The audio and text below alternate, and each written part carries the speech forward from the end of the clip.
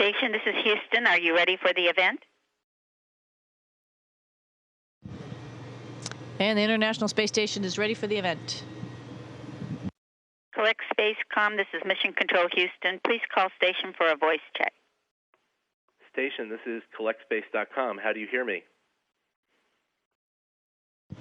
I got you loud and clear. How do you hear us? Loud and clear. Great to talk to you this morning, Suni. Thanks for taking a few minutes of your time out to answer some questions. And to jump directly into that, you've been on board the ISS for about 3 months. If I did my math correct, I think you're within 4 days of your 100th day aboard, so congratulations. By now, does the station feel like home, or are you staying at someone else's home, or is it a really unusual hotel, or are you camping out at work inside a laboratory? It's definitely our home at this moment in time.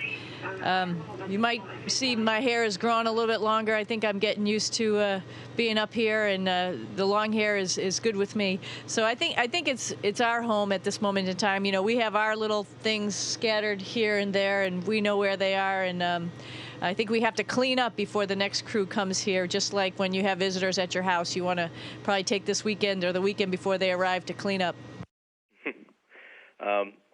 The TV show, The Big Bang Theory, recently had one of its characters fly to their version of the space station, which, to their credit, looked very much like where you're floating now.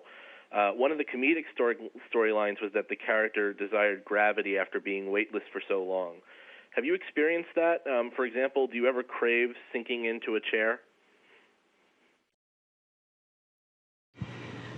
No, actually, I love being up here and I love floating around. And I think, you know, the mindset really is, you know, it's not going to last forever. So, you know, I think you take advantage of flying around as much as possible. There are subconscious things that catch you off guard, though, you know, and it took a little while to get used to falling asleep without laying down on a bed or having a pillow. Still, every now and then, you know, you take a bag of nuts and go like this, you know, like hold it up in the air to fall in your mouth, and that's not going to work. So some of those little subconscious things catch you off guard, but, you know, being in microgravity and flying around in space is priceless, and, I mean, I think we're cherishing every moment we have of it. You'll be on Space Station until next month, and that'll be just over 4 months, and you previously spent 6 months aboard on a prior expedition. NASA and its international partners have now approved for a future crew to spend a year up there. From your perspective, what are the challenges you think that crew will face? Would you feel comfortable spending a year on station? You know, I would love to spend a year on the space station. It is a great place to live and work. And, you know, since this subject has come up, and I've heard a little bit about it and heard some of the science objectives and things like that that are associated with it, you know, the International Space Station is a great place to live for a year. There's lots to do here. There's science experiments. You know, there's working on the house. You know, if every now and then something breaks. There's crews, and it's dynamic, you know, changing crews. And so it would be really a good place to do that. And if we're looking for the biological human side of it, what happens to the human body over that long of a time, you know, this is the perfect place to do that. And we have all the monitoring here to figure out, you know, every step of the way what happens. So, yeah, I would love to do it. I know there's other folks in the office who would love to do it. There's folks all over the world who would love to do it. Staying in space and looking at the planet for a year this close would be perfect. Well, on the subject of spending years in space, November 2nd will mark 12 years of continuous human presence on the International Space Station. What, in your opinion, have we gained from the cumulative experience as it applies to the future of space exploration?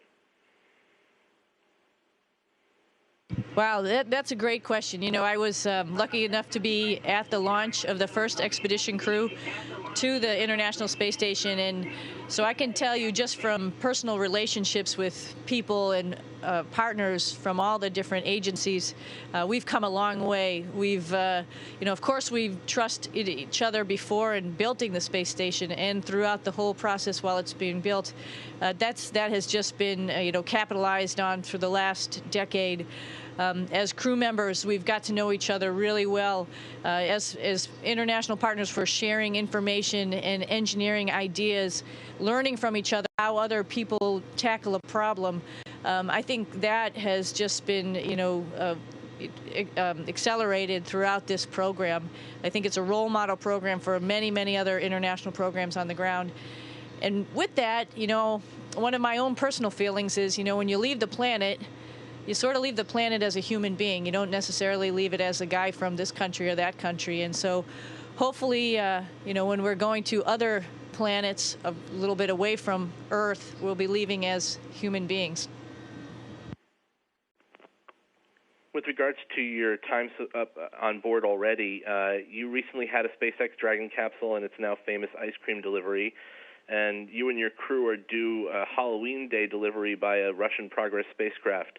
Given that, were there any other surprise treats or tricks you found while unpacking the Dragon, or treats you're hoping to find on the Progress when it arrives October 31st? Well, that's interesting. Halloween happens to be one of my favorite holidays just because it's a lot of fun and people act goofy, and there's always candy involved, and so it's exciting. So we're hoping that we open the door and there'll be a little bit of treats in the Progress. But sort of as a little bit of a surprise for me, I got a little bit of a costume from my folks for my birthday, because my birthday happens to fall on National Talk Like a Pirate Day. So I think we're all set for costumes up here for Halloween, and hopefully we'll get some candy. Looking forward to seeing that. I understand you're preparing now for a spacewalk, your second during this expedition, but this one to repair an ammonia leak was not something you anticipated before launching. Knowing the normal procedures that go through preparing for a spacewalk when training on the ground, is it substantially more difficult an undertaking to get ready for while in space? And how challenging is this repair task set out for you? Well, again, a good question. It takes a lot of time to prepare for these things, but luckily there's a team of people on the ground that are doing most of the legwork to get it done. Going into the NBL, other astronauts are in the neutral buoyancy lab going through the procedures that the EVA folks have developed and thought about for a long time about how they might handle something like this. We have the luxury of actually looking out the window, the cupola window, and seeing where our work site is and seeing how we might get there, as we call it, translate there, and then with our group of folks on the ground, we review all of the procedures and understand what we'll have to do. We also have equipment up here that we can sort of practice on inside, some of the connectors. And so we have a really good understanding about what the EVA is supposed to be like. But, I always say it's not over till it's over. And it seems like there's more things up here that surprise you than not. So our skills-based training, I think, is the biggest benefit that has got us ready for any type of surprise that we might have to handle and tackle out there, along with, of course, the talented group of folks on the ground who are thinking of every little contingency that might happen. You're right now commanding a crew of 3, but you'll soon be joined by another 3 crew members. How eager are you for their arrival, and are there benefits for having just 3 people aboard the station and having that whole large laboratory to yourself? Well, it's sort of quiet up here, which is sort of nice, with just 3. No, we're really looking forward to the next group coming up here. It always adds a little more dynamic atmosphere when people are flying around. Right now only 2 of us are living up in Node 2. Soon it will be 4, so that means a lot of traffic back and forth. But that makes it fun. Being a crew of 3 was really nice also, of course. It sort of calmed everything down, made things a little bit more relaxing. Even though we still had some dynamic ops. But we're ready for our guests and the new residents of the International Space Station, Kevin, Oleg, and Evgeny. It's going to be great to have them up here, and like I said, we're cleaning house, making sure it's all ready for them. And as my time here runs out, let me ask, launching with Kevin Ford and his crew are also 32 fish for JAXA's aquatic habitat. Reading your blog, you seem to like checking in on the spiders that are now earthbound on SpaceX's Dragon. Are you anticipating the fish will take the place of your unofficial pets aboard the space station?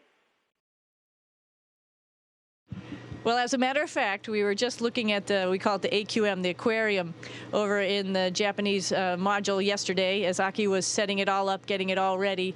So, and I was asking him all sorts of questions about it. So I have a soft spot in my heart for animals, and so I'll be really excited to see them and see how they change and they grow, or how they develop, and what we can learn from them. Because the part of them coming up here is of course not just for our entertainment, but they are a science experiment. It'll be very interesting to see their skeletal growth patterns and what happens with their muscles up here, and could enlighten us to some of the things that are going on with our own selves. So yeah, I'm psyched that they'll be here, and you betcha you'll hear about them in my blog. Well, thank you for taking the time today. It's been great talking to you and seeing you in space. Thank you. It was always fun.